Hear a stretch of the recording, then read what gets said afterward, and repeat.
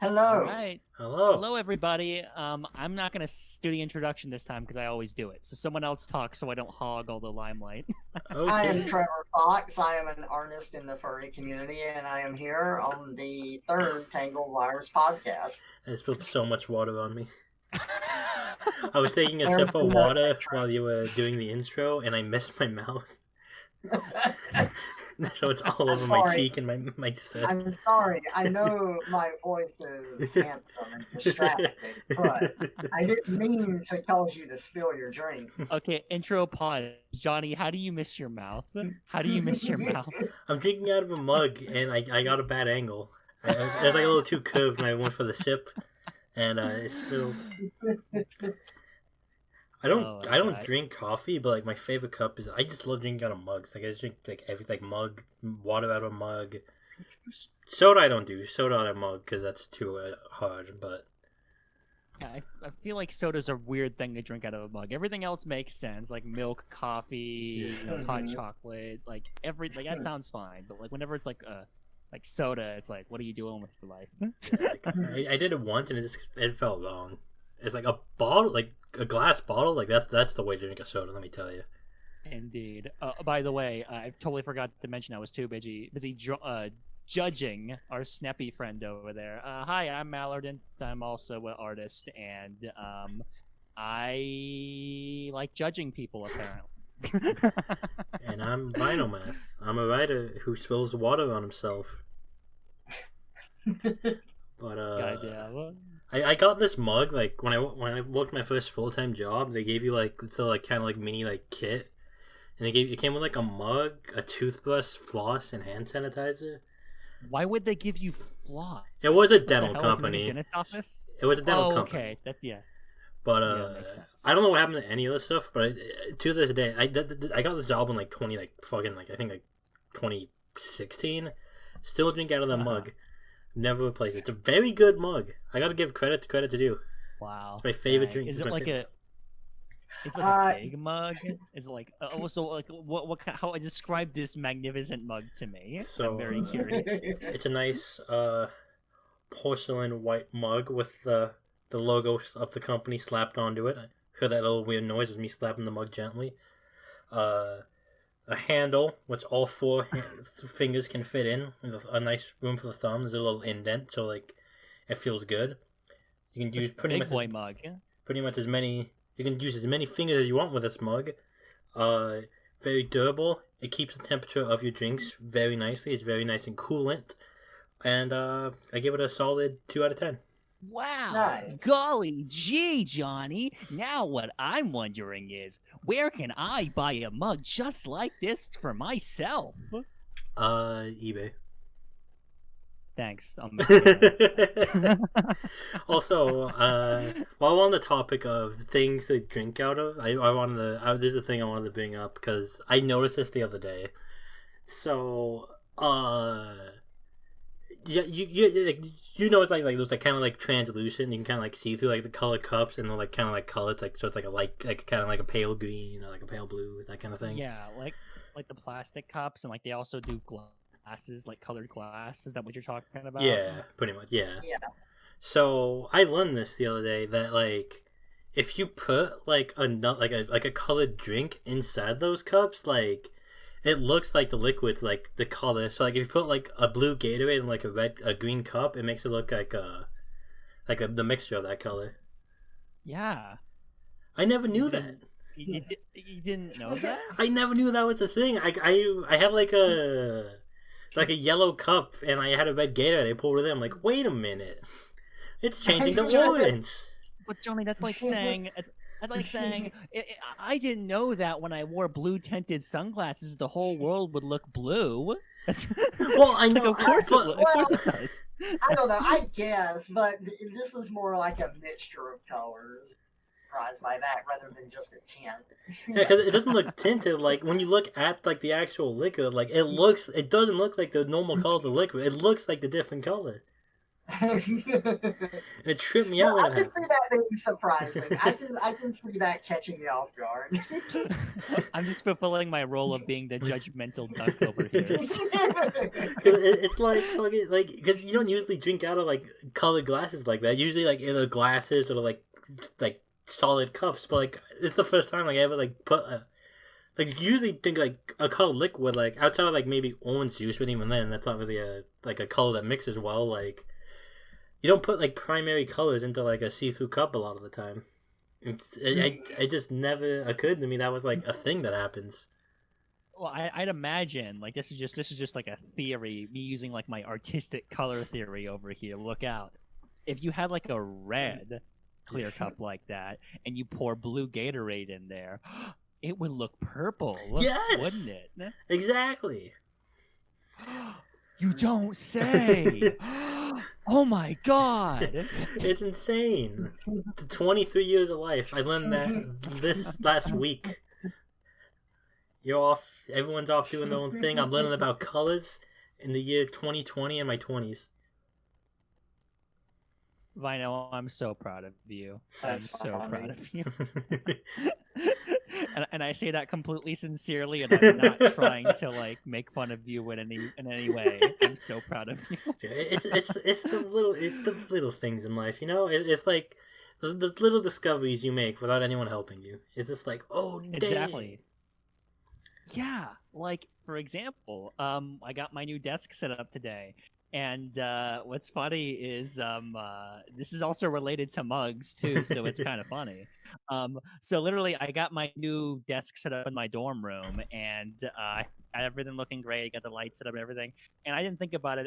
I've always just used like red plastic cups for like my pencils and stuff. I'm like, whatever, I'll just grab one of them and I'll just toss them in there. Right. And then I post a picture on Twitter, and Johnny says like, yeah, I like how you have this really cool setup, and like, but like, there's a red Solo cup there, and I was like, well, yeah. It was funny because it looks so out of place. You have like all this like high tech like equipment, you have, like this like drawing tablet, like two. I think it was like two. I think it was one monitor actually, but like a really nice monitor, a nice like fancy Razer keyboard, and then the only outlier was just a red Solo cup. Yeah, and so this was almost fate. Whenever I was buying stuff for my dorm room, they had the mugs I was buying. They were like plain black mugs, but they were really affordable, and they had 3 left.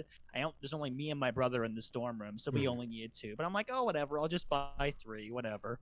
Fast forward to yesterday, Johnny points out the cup thing, and I'm like, wait a minute, I have a spare mug. Because literally, you said on Twitter, like, we got to get this man a mug, and I'm like, wait a fucking minute.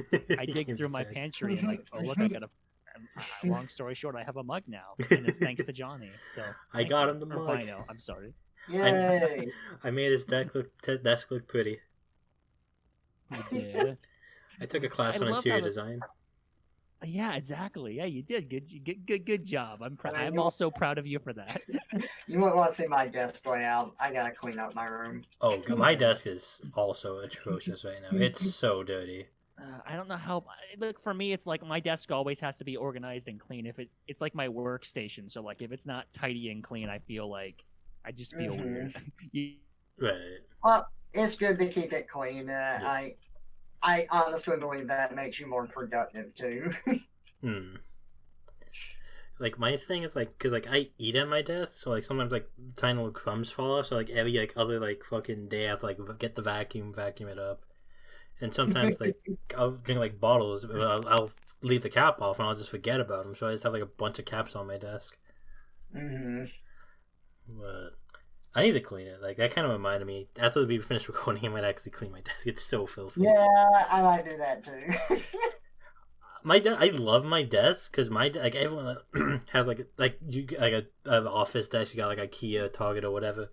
My desk is literally just a slab of wood nailed into the wall. That is my desk, and it's wood. If it works, if it works.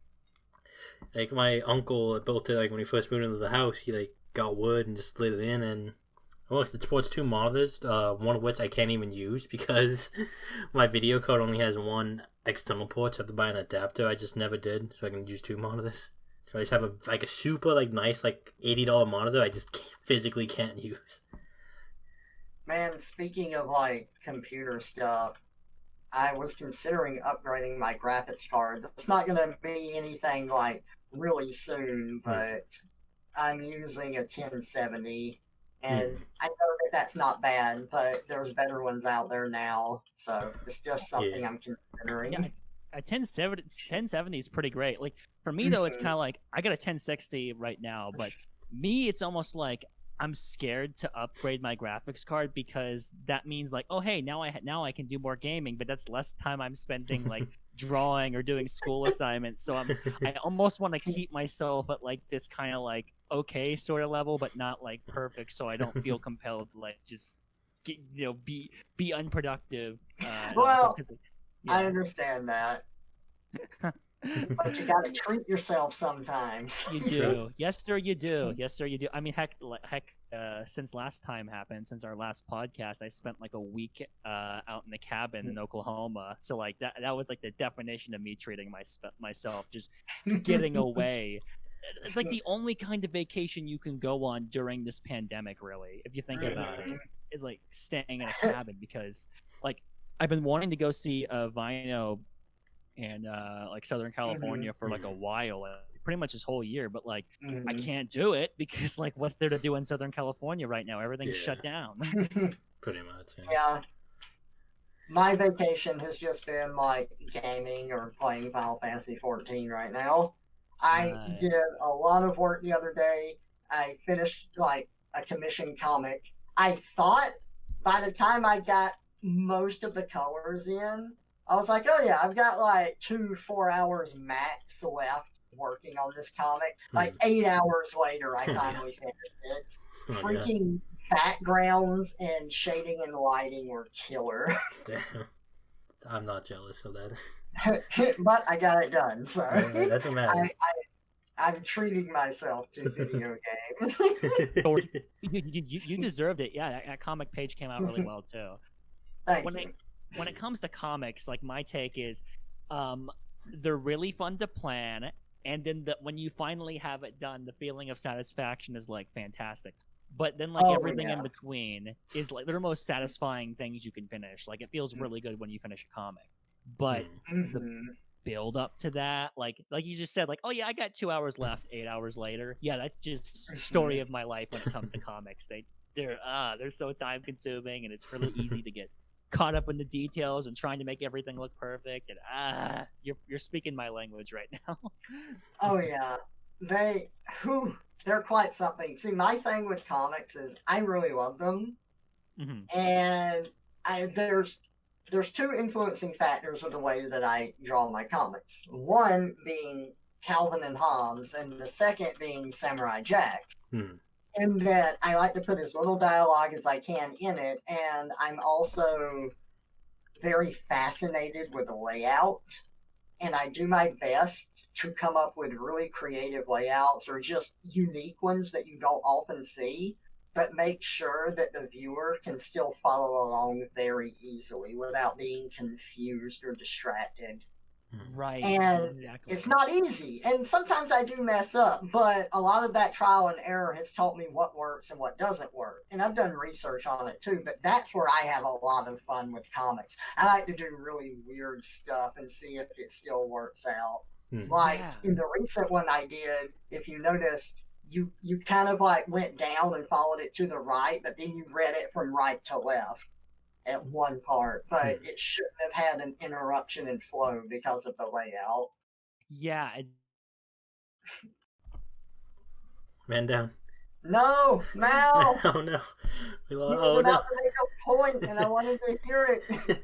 He was about no. He was gonna elaborate and relate, but now he's gone. His college found out that he's a furry and shut down his internet. No, can't be having that. Not in our doors. Oh no. I can't relate. I don't know about comics now. Okay. Can you guys hear me now? Yeah. Okay. Yeah. Okay. I am back. So anyway, it's really cool. Whenever you're doing comics, where when you're thinking about just the direction the eyes move. It's like zigzag. Sometimes it's up and down, like compositionally and all that. And just being able to have like a chaotic composition. This is what's always cool whenever I like see like really really really well done comic pages where like you could have like almost like a chaotic feeling, like your eyes are jumping around zigzag, but like it still feel cohesive. And I think that Trevor, I think you do a good job of that in your comics. Thank you. And same thing I go for mine as well. One thing I always avoid like the plague whenever I'm doing comics is boxes. And it's like if I ever do a box, it's like, okay, well, it can't be a box. It's got to be like parallelogram. Yeah, parallelogram, or it's got to be like it's kind of box shaped, but like it's not completely even. Just anything to avoid. Like the one thing I really don't like that I've even seen some some pretty skilled artists, people even above my level, doing comics, and they'll just use the base template. It just like freaking take a page, divide it into like 8 equal sections, and then they'll just do it. For me, it's like that just really lame. Cause it's like when you can have like because like you have like the characters, you have the dialogue. When you can have like a captivating composition on top of all of that, it just that all coming together, it's almost magical. I love it. I love it. I agree, and I think it goes to show that like creating layouts is its own talent, and sometimes I have to take a step back because there's nothing wrong with simple layouts, but I understand the need to want to make them more dynamic and interesting, and that is perfectly fine. I just think that no option should be overlooked. If you can come up with a creative one, great. If you can tell your comic in a simple form, great. Just make sure that the flow of it is easy to follow and read. Right. And I really quick, I just wanted to say that an easy rule that I have for establishing good flow is just remember how you read a book. You read left to right and then move down to the next line, left to right. As long as you start with that sort of Z pattern, you can get the eye to go where you want. Just have to work and experiment with it and see what you can do. Yeah, and to achieve that with my work, like usually whenever I'm planning on a comic, I imagine you do this too. You just start by like blocking out like the individual panel. Well, first you figure out exactly how many panels you need. Then like you figure out the shapes of the panels. But like a big stage for me, like I said, probably for you as well, is just like getting the panels and everything else lined up properly, to where it's like compositionally pleasing and your eye can follow it. And then once you get the panels set up, that's when you start filling in like all of the scenes, because that's like the first big step when you're setting a comic up. But it's the most important one. It's the foundation for like everything. It's like the sketch of the drawing, more or less. But it's like the pre-sketch, because like you do the panels and then you sketch out the characters. So now I will admit I do a lot of it in my head. I think of the idea, I think of the pacing of it, and I think of the layout all in my head. And when I put it down on paper, that's when I start like adjusting things around. But like, as far I know I'm very, very different with that, and storyboarding is really good. But I don't think you are, because like I think same for me. Like I get the general idea in my head too, but then it's like, okay, now let's like put this on paper. I mean, heck with all drawings, that's what I think a lot of people do. That's pretty much what you have to do. Like you get an idea, okay.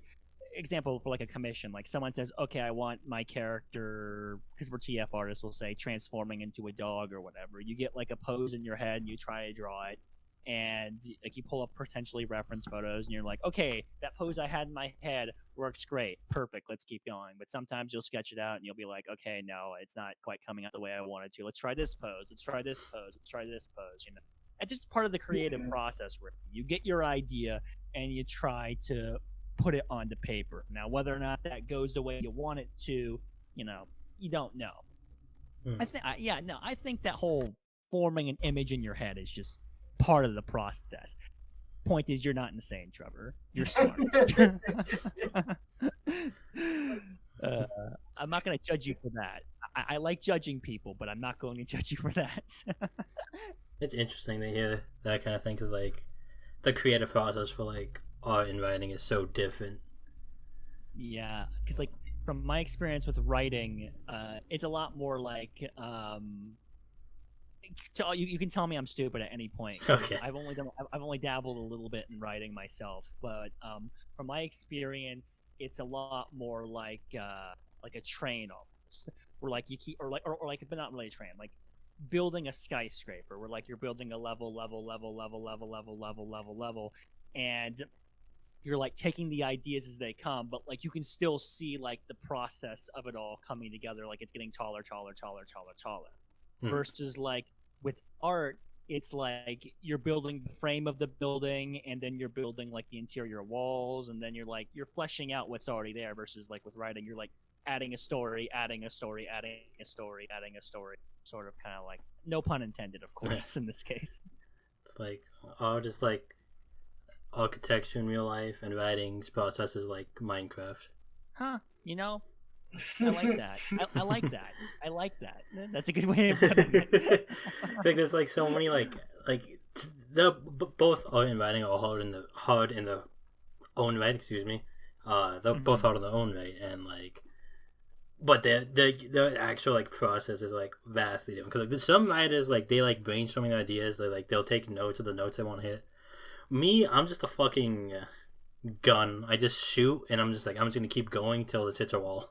I think a lot of that comes down to like what you're writing for. Like Yeah. example, like Johnny, if you were writing like you had like a crazy cool idea in your head and you wanted to write like an actual novel and you really wanted to do it justice and you really wanted to flesh it out. In that case, I imagine you'd come up with an outline of like what you want to happen. But if you're like writing a commission, for instance, like a transformation story, and like, okay, I got to hit this word count, go. In that case, it makes sense to just shoot it like a gun, like you were saying. Just go boom, boom, boom, boom, boom. Gotta get to this point. It just depends on the kind of writing you want to do. At least from my understanding of, Yeah, like I had started work on a novel. I think I only ever wrote the first chapter and then forgot about it. Ah, damn. But it was based on like an old story I did that I really liked, which so pretty much like the way I would write a novel is write like, I don't want to say abridged, but a condensed, I guess kind of abridged version of it, and just have the full baseline and expand on it and just improve on the aspects, make it stretch stuff out, make stuff more in depth, etc. Yeah, like an outline. Yeah, like an outline. That's kind of what I was saying. Like, Yeah. you get like a general picture and then you fill everything else in. Because like when you're writing a novel, like it's got to be like it's got to be a lot more polished. Like you have to have like it almost has to rhyme in a way at certain points. I'm not using the exact terminology because again, I'm not a literary expert. I'm sure there are like professors out there that could fucking like lambast me, but it's got to have like a flow to it. It's got to have like a degree of repetition. It's almost like an extended poem, in a way. It's like writing a movie screenplay. You want there to be like connective tissue between like different parts of it. Because like I've definitely like written like long form stories before, be it multiple part stories, webcomic scripts, that kind of thing. But yeah, a lot of it's a lot. I think the biggest aspect of that is like not losing sight of the bigger picture, but also at the same time not forgetting the smaller picture, which is equally important. Yeah. And then I would say I'm not a writer, not like Rhino, but I do a little just because I do have to do comics, and writing for comics is so very different than like what you would write normally, because a lot of action is shown, the art, and the rest of it comes through dialogue, what can't be shown through the art. And usually you don't want dialogue to take up too much space. There's exceptions to the rule, but in general, you really have to summarize what you want on the page and make sure that it conveys exactly what it needs to. Right. Yeah. With my comics, I try to find a balance. I try to have as much dialogue as I can, like you said, without it being like obstructive. And that's hard to do, man. That's why like I look at like professional comics that you see like from Marvel and everything, and the text is oftentimes really, really small. on there and I can see why, because they want to be able to fit proper dialogue. Right. So I try to do a similar thing with my comics whenever I do them, but again, it's like and oftentimes you have to plan out like the poses beforehand, and like you have to plan out the boxes beforehand to be able to fit the text in, and it's a freaking chore, dude. It's why like I usually don't even do comic commissions, because if I did, I'd probably have to like ask for like a pretty massive sum of money, to the point where like like it wouldn't look very good on a commission sheet. Like, okay, you want a comic? Okay, $200-$300. It's like and that doesn't look too great on a commission sheet. So like my policy on those has been like, okay, if someone asks me and like they say, hey, could you do a comic for me? I'll do it. But I don't usually advertise. Like example, like Vino actually at some point wants to buy a comic for me. That's literally how we did it. Like he just messaged me. I'm like, okay, cool. We'll come do an arrangement. Right. I'm curious, Mal. Is the only comic commission you've done, was that one mine, or did you do another one? I don't remember. I did two. You did two. I did the Felgar one that like I submitted to your like contest thing, and then I did the one for your birthday, February of this year. Yeah. And please look at that one's a lot better, because I've improved my art a lot since then. So that's like the only two I've done, because again, comics take so you fucking did 3. long. I did do 3. I did that other one with your Skylar and Trevor characters, like you and Dancing Spartan. Yeah, I did that one too. But that one also, like that one's kind of old for me too. I don't really draw like that as much anymore. Right. So I'm like, just look at the most recent comic I've posted. The other two are like okay, but I'm not like, I'm not too proud of them anymore. It's like I progressed as an artist since then. I've leveled up a bit. Every comic on your page has a snow leopard. I take that as a win. You know what? I didn't even think of it that way. Yeah, Napster's been in all 3 of the comics out. He has the full comic real estate on your page. Yeah, I know. Well, I mean, I like Napster a lot as a character, like his design and his simplicity. So, like, there you go. I'm a little biased, I suppose. Also, like, a lot of it was like either commissions from you, a contest that was entering for you, or it was a birthday gift. So it works out. It all works out. I like purposely made Napster like as simplistic as possible, because I know like just the fact that he's a snow leopard, the spots will get so obnoxious that they have to be specific. I'm just like, do whatever the fuck you want with spots. Like to anyone, I'm just like, put them wherever you want. There's no pattern, just go nuts with them. Like you can just like literally just close your eyes, dot a pen everywhere. I'll be fine with it. Yeah. I'm still trying to figure out a good brush for like quickly applying spots. Yeah, I don't have a brush for that either. I just for now I just like kind of whatever hits me in the moment. I probably should do that too. Like just get like a streamlined system going.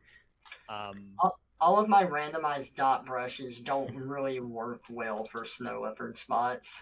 Yeah, what I do right now is I literally draw all the spots in just manually, which doesn't take too long unless you're doing really like dynamic patterns, which I don't for Napster, because I know Johnny isn't like about it. So I'll admit though, half the fun for me when I'm working on a piece, I could spend a long time just experimenting with stuff. Like, can I do this? I get an idea, and then I just search down if I can do it. Sometimes I can't. Sometimes I can, and I'll spend like hours when I could have been done already, just figuring out an easier way to do something. But hey, I figured it out.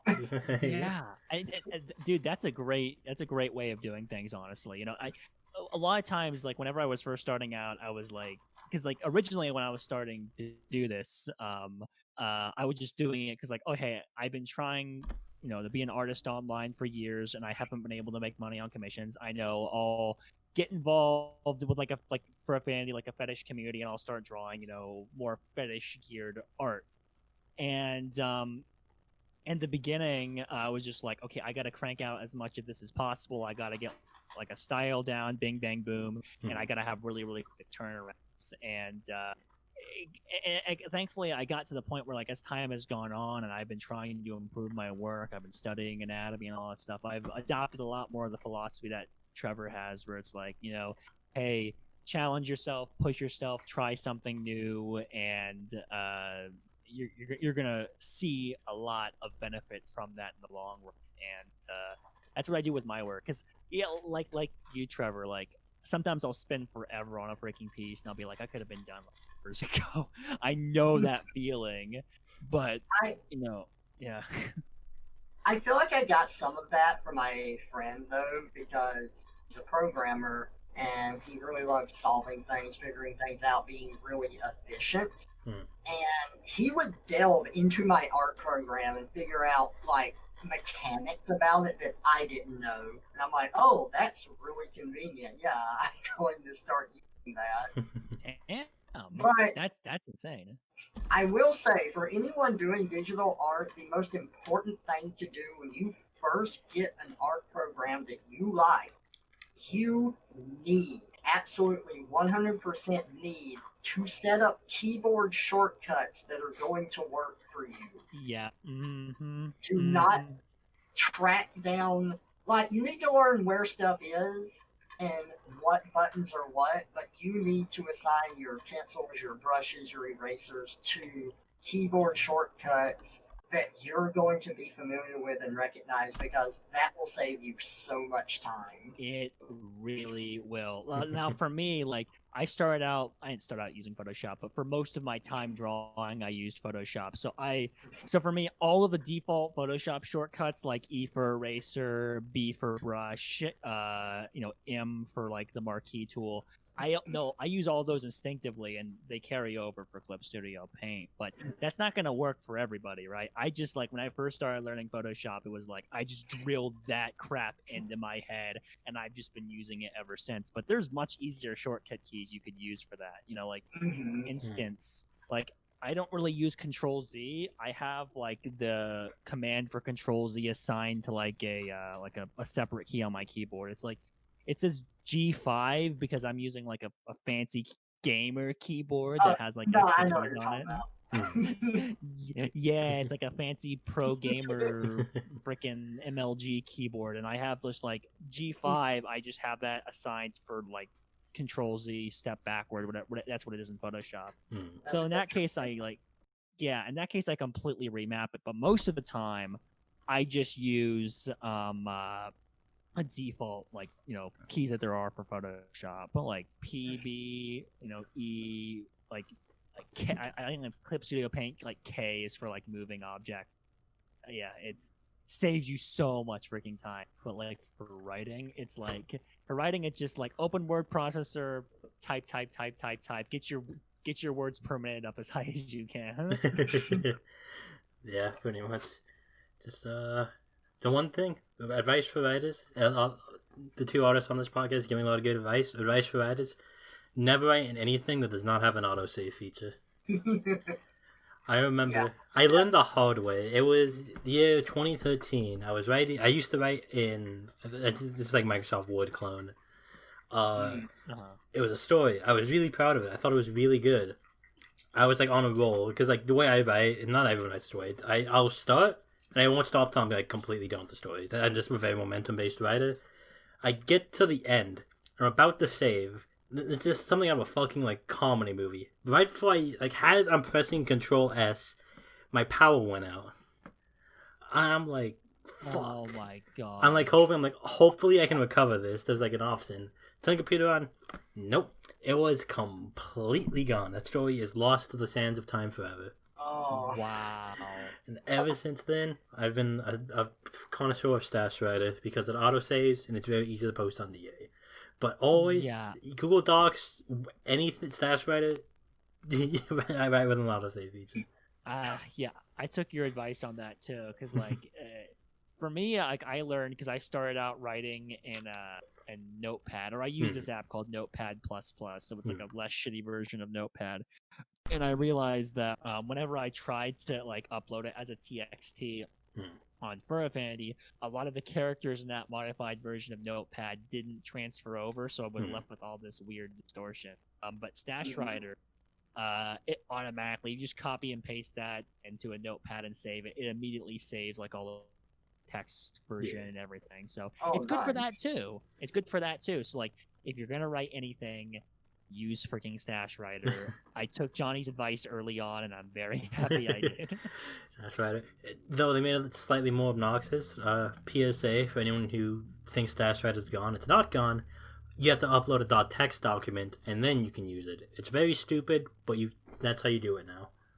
Okay, that's good to know because I thought it was gone. I thought it was gone. I complained about it. Someone comments like, "Oh no, it's not gone. You just got to do this." I'm like, "Holy hell, dude! Thank you." I can't remember his name, but I was so happy to learn that information because I love Stash Writer because it's just so easy to use. It's just an extra step. It's annoying step, but I'd rather be annoyed than having it not there.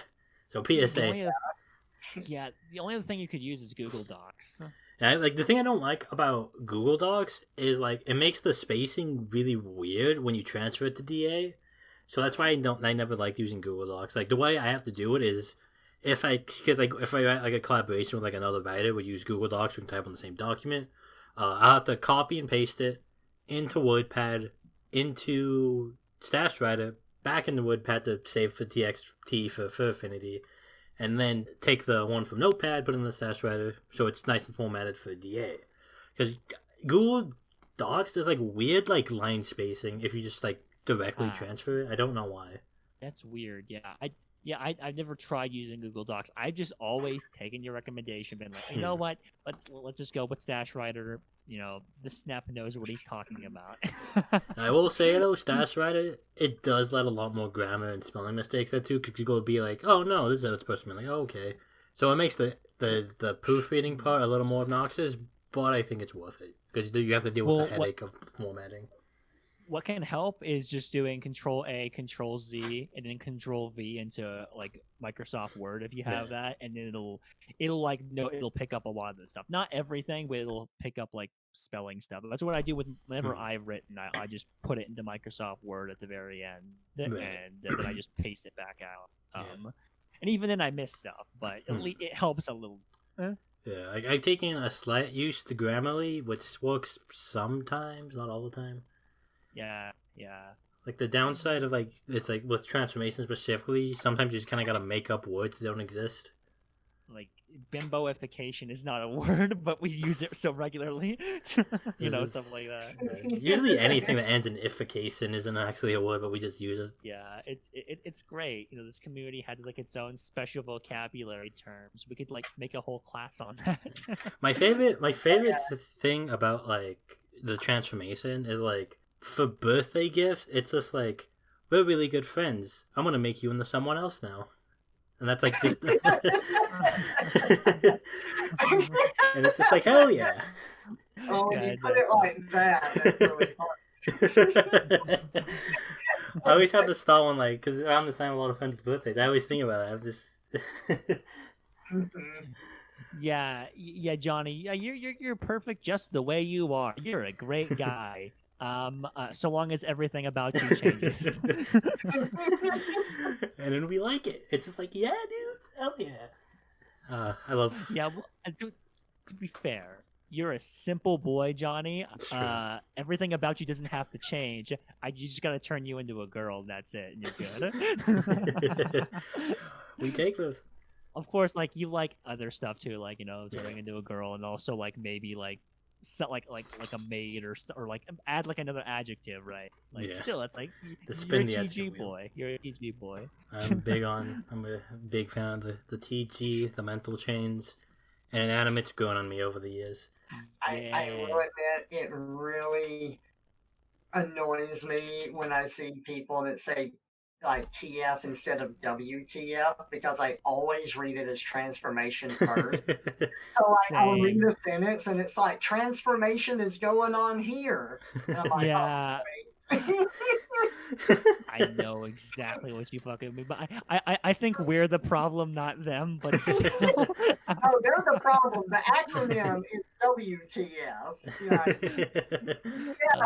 Was originally Transformers, and now it's Transformation. Yeah. I know. I searched for this stuff as a kid. Damn. Yeah. For me though, as far as like transformations go, I used to really, really be into an anime. That was my number one thing. And as time has gone on, it's gotten more in like I still like an anime, but I've gotten more into like, mental change stuff. I'm with Johnny a lot on that. The one thing where I do vary is I like feral TFs a lot. That's what people commission me to draw a lot too. So it's like that's partially what's led to it too. So much exposure to it. I would like do so much more feral TFs. It wasn't so hard to write. Feral TFs are hard to write. Like good. Yeah. Also, like if you're gonna describe them well, like the clothing isn't changing. Like oftentimes, like they're not talking anymore. So you gotta like describe the movements the body makes, and sometimes those can be a little bit grotesque if you're talking about like the spine snapping and reshaping and stuff like that. And it's just like because like with like if it's something like human anthro, whatever, like the body structure, like outside of like figure, it pretty much stays the same. But like with like a feral one, you gotta describe it's like okay, I gotta change pretty much everything. And animate's even harder, but that's a whole other thing. Oh yeah. It's really interesting because like I think back to books like Goosebumps or something like that, and usually if something changed into like an animal, they kept their mind so that you could still be it, like see it from the character's perspective. Or that was just kind of like the bad end. It's like, and you were a rat, and you did this, and that's it. So taking it beyond that is really rough. Yeah, like you pretty much either like have to end the story there, or like have a different character who's like progresses the story for it, or you're just kind of done with it. Or are you gonna have like a omniscient third person narrator or something, like, to cover it? It's fascinating to me. Like for me, what really does it, like, because I am in the feral TFs, is when like people do like specifically describe like the way the body changes and all that stuff, and that's like I said, that can be a difficult thing to write to. Like one, because like it's not like it's not as soft and elegant as like clothes changing. Two, some people aren't as into that, so it can be a little bit jarring. Talking about it. But I've always been a really really big fan of that kind of thing. I try to show through a lot of it in my art too whenever I can. I feel like when it comes to, like all like the transformation types, like feral is like the one like an outside view I think is like the least weird because like that happens a lot in like main media, like shaggy dog, werewolves, etc. When you're like having someone turning into a plushie, that's when I think most people check the fuck out. Like, on the anime scale, yeah. It does help to have like cartoons to reference if you're trying to describe your work to someone that doesn't understand it. I was like, that stuff is everywhere in media. You just have to like point out the examples of it, and then when people can like make that connection, at most they might be like, I don't really understand it, but okay. Yeah, exactly. It's like, this character's turning into a bee, and they're like, what the fuck? And you can be like, the kids turned into bees in the magic school bus, so there's precedent, Oh my God.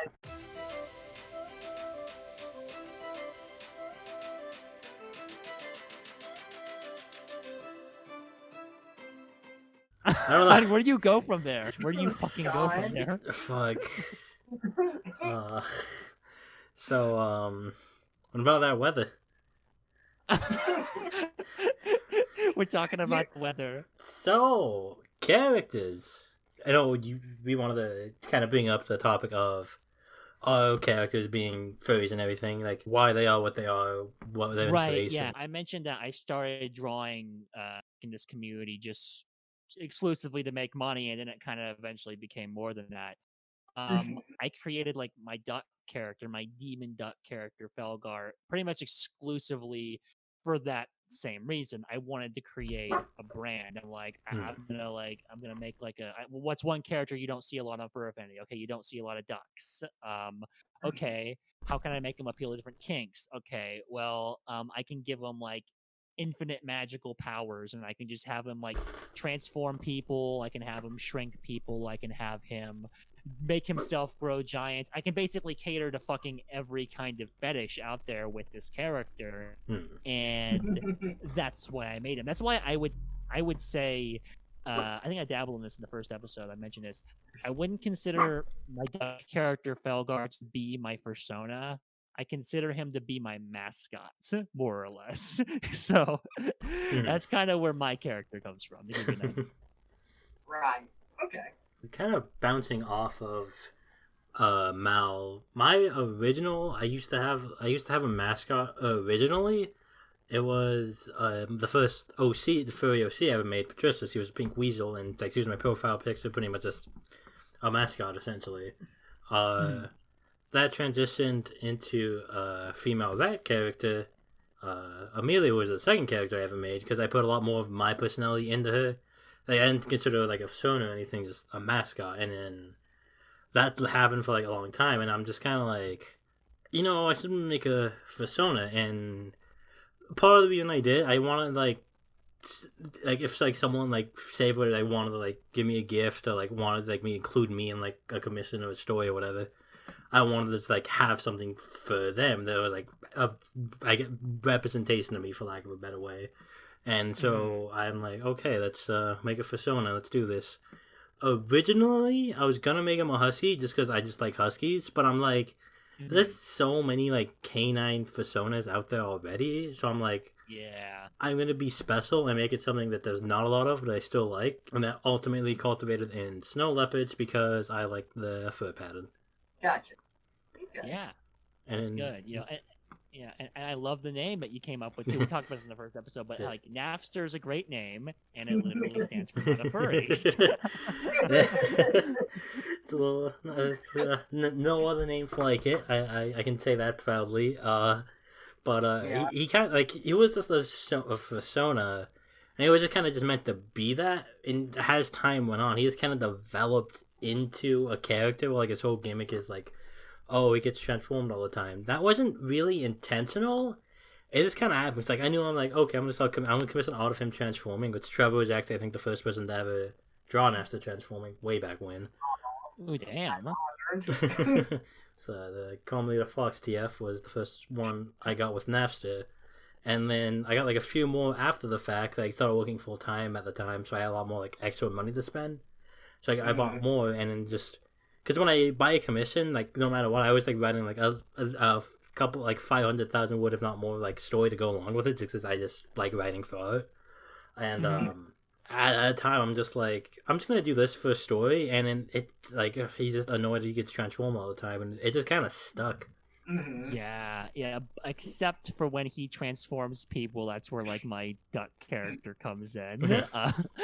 But 9 times out of 10, he's like the one who's getting transformed. Yeah, most of the time. Sometimes he does it when he's corrupted by a duck in the name of capitalism. Yes, in the name of capitalism.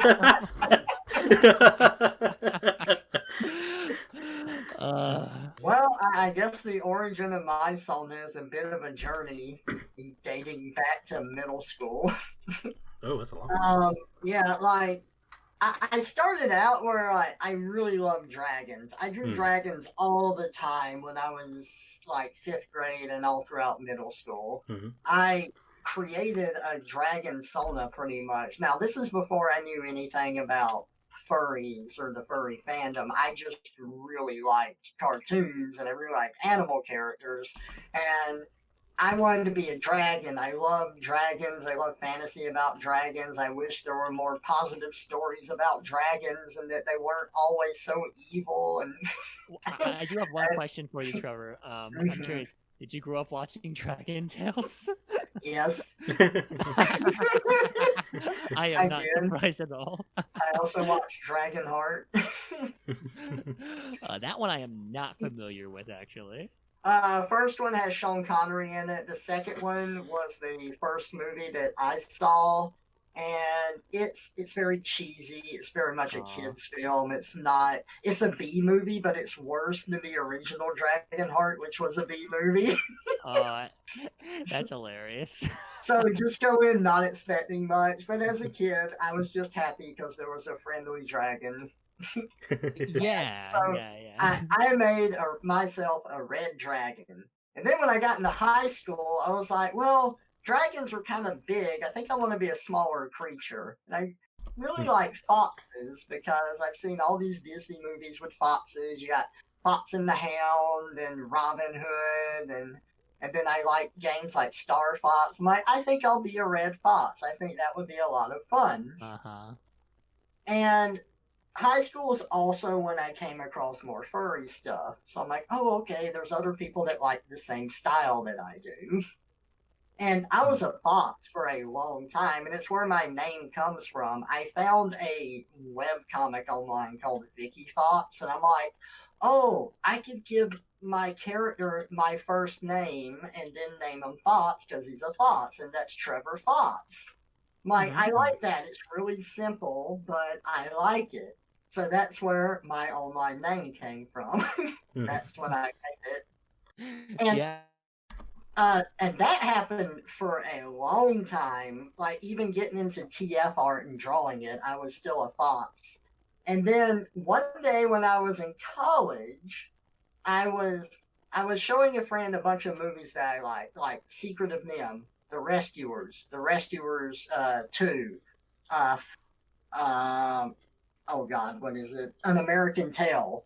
And my friend said, huh, you really like mouse movies, don't you? I'm like, I do. Maybe I should be a mouse. Like the thought pattern for it was all very simple, but then I studied a lot of Don Bluth characters. I looked at the Rescuers. I studied Mrs. Frisbee from The Secret of Nim, and I did a lot of design sketches until I finally came up with the mouse that I use now as my sona. Dang! Wow, it's insane. That is very enlightening for me because I was always wondering, like why fox? Why fox when you're a mouse? And that makes perfect sense. It's almost like it almost ties into your history. I like that a lot. Oh, it does, and I feel like the mouse suits me a lot better than any of my other sonas have. I really love the mouse, but I also think that having Trevor Fox as my name is really funny because people don't understand why when I'm a mouse. Yeah, I guess the only other thing I guess you could have done is done like a fox mouse hybrid, which that would have been a little weird. Yeah. Would that be a mox or a fouse? I don't know. That's a good question. But it's not a good question. Don't say that's a good question. It's a mox because of all my moxie. Yeah, well, it's an interesting question. I remember when Trevor was a fox. I remember when Mal was a Mal. I was always a duck because literally the first drawing I posted on my page was was Felgar. So I knew because remember I went into this like it's a brand. Yeah. It is really funny how like designs can evolve and change over time. Yeah. Oh, so I wanted to bring this up just because I thought it was funny. So my cousin is also furry, but not involved in the fandom and all, not like me. But he just likes the art pretty much. But he had a solo too, and it was a wolf. And we didn't have contact with each other for years. And when we finally contacted each other again, I showed him my new sona, which was my mouse, and he said, "Oh, you changed yours too?" I was worried because I felt like changing mine, and I didn't know if it would be too much. So he changed his to a rabbit, and I changed mine to a mouse. Wow.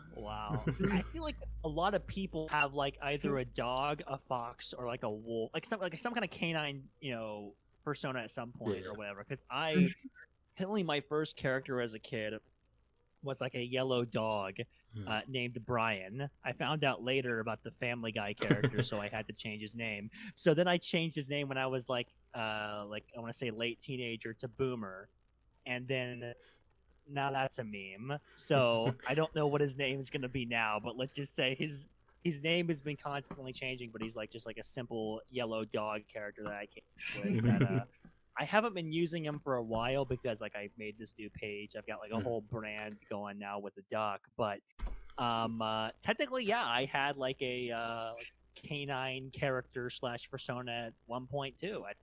I think a lot of people have that. Come to think of it, I feel that my persona was like some like it was my not like character I guess was a weasel. I didn't get the canine pick. to lead. I got a moose to lead. Moose to lead. I don't know how you fucking Moose. I don't know. Moose. Yeah, but I think you are unique in that regard. You're a fucking weirdo, Vino. But that also makes you unique. Yeah, every time I'm like making a character, I always like to think, what's a species that's like not super common, a way I can like play into like a comedy, not a comedy, but like a common like either subvert or play into like a trope relating to that species. Yeah. So I like think it's good. So like for example, like I have like a lemur character. Her eyes are like I chose a lemur because I could like see transforms by like looking at people with the eyes and like see a lemur. The first thing you see are like big old yellow eyes. Speaking to just quick shout out to my man Zaboomafoo, rest in peace. Oh my god! Did like the Zaboomafoo actually have influence on you having a lemur character? Not at all. I gotta put respect to my man's name. God damn, yeah. Because that was like my jam growing up too, and if I'd known I'd been corrupted by your TF fetishy crap, I'd cry myself to sleep. That's so like I like playing like with like the characters and just like another character like he's a bird, he's like mysterious and like playing like kind of trope of like birds being assholes. Yeah. What was his name again? It was a very like what was his name? It's on the tip of my tongue. On the tip of my tongue. Tell me what it is. You don't want to get. I was gonna give it to you. It was Derek is his name. Derek. I knew it started with a D. I was like right there.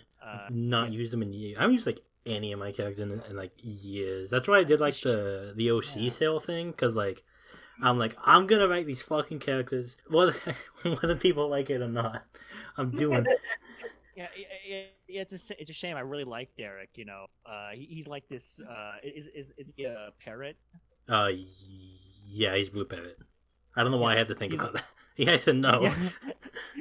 No, he's a parrot who goes around hypnotizing people for those who aren't aware. He like essentially has like this hatred for humans, and he's like, you know, you need to like, shed your humanity, and he like. What I've liked a lot in TF is like a theme is like when you literally have like when like another character is triggering a transformation. And two, I like the idea of like a character literally like ordering another one to transform and like it happens. And that's why like you know that tied in with hypnotism, which I always think is like cool in TF. But I'm like, Derek is probably one of my favorite characters by you, Vino. So you need to write for him again. I like him a lot. I do like my favorite characters to write. Like I like writing him a lot. Like my favorite characters to write are the ones where like I can like be like super like expressive with dialogue. Cause, like his whole character is supposed to be like this like elegant like guy and like super like almost like a James Bond villain almost in a way. But right, because like I just love like being able to like flex my like having like characters with like what's the word when it's like exaggerated. There you go. I found it. You like writing more zany characters. Like not necessarily zany, but like exaggerated personalities. Like Derek's like soft spoken and like elegant, so I like to amplify the dialogue. Patricia's like super hyper energetic, so I can like really just go to town with her. In a like dialogue. Expressive, yeah, I get it. Yeah. Kind of like what I do with Felgar whenever, like, or whenever you write for me, you do that too. Yeah. Yeah, well, it's like a character meant to be like more grounded. I like okay, I have to make this seem more natural, but like something like the other characters I mentioned, I can just like, especially Patricia, because her dialogue is pretty much how I write her is just whatever the first thing that comes to my head is, that's what I put down on paper. Like there's no thought process in writing her, and I think that's why she works so as well as she does for the kind of character she is. Yeah. Also, I bet she's a lot easier to write for than your other characters. She is definitely the easiest, but also I definitely have the most practice writing her because like the way I like practicing writing characters is like I'll do RP. I don't usually like roleplay that much anymore, but like I'll do it when I'm like practicing characters because it lets you get more like genuine dialogue out of the characters and like let you like see like okay, so if person A says this is what they'll say. If person B does this is how they'll react, and I kind of get that thing. So like, and when I actually come to actually writing the story with them, I can make it flow a lot more naturally that way. Mm-hmm. Yeah. That makes a lot of sense, honestly. Just getting yourself kind of in headspace, all that. Character design is like my favorite fucking thing. Like I between transforming and character design, I probably like character design more. Yeah, it's why you gotta learn to draw, Johnny, so you can start designing more characters yourself. I feel so alone. I hate character design so much. Oh, you don't? Oh, man. Everyone I know really loves it, but like the process of doing it is not fun to me. It is frustrating because I don't know what to do. I enjoy having the character. Having the character created and knowing I made it or had help making it or whatever, that's fine. I enjoy that. I'm really glad I have my mouse. But the process of coming up with it and stuff, I don't enjoy it. It's stressful for me. I think that's honestly why I haven't drawn my comic characters in so long, because I really love my comic characters, but I've never been totally satisfied with their design. But I don't know what to do with their design, and I don't know who to talk to about it. Here's my advice. Whenever you're trying to design a character and you don't know where to go with it, just go on DeviantArt or go on the internet and just search up like a general theme for like what you want for your character. Like if you're making a cowboy, just search like cowboy. If you're even if it's not like exactly what you want, try to think of like just general themes you want for the character and search it on DeviantArt and just scroll through the results that you see. And if you see like a trait in the character you like, oh, I like that jacket, or I like, this, whatever, make a note of it. And the more you do that, you'll pick up little tidbits that you keep on going.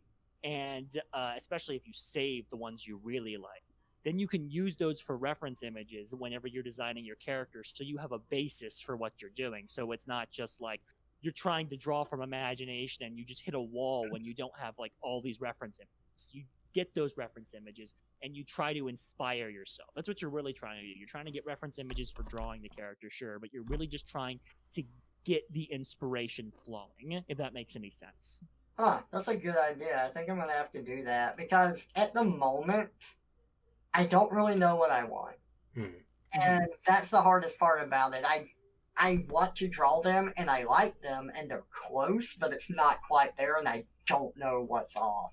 You've got like a vibe. You've got like a vibe for them in your head, but you don't know how to showcase that, how to make that show through in their design.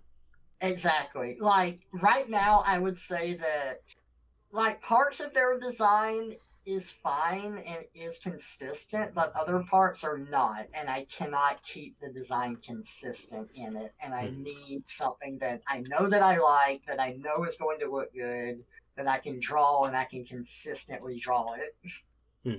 Yeah, that's also a hard part, too.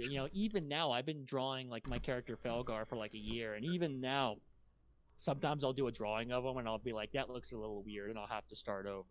So like that's like a whole nother element, like just getting used to drawing your character after you've designed them. But yeah, it's in my mind, it's very worth it once you achieve just a bit of a grind in the beginning. Definitely.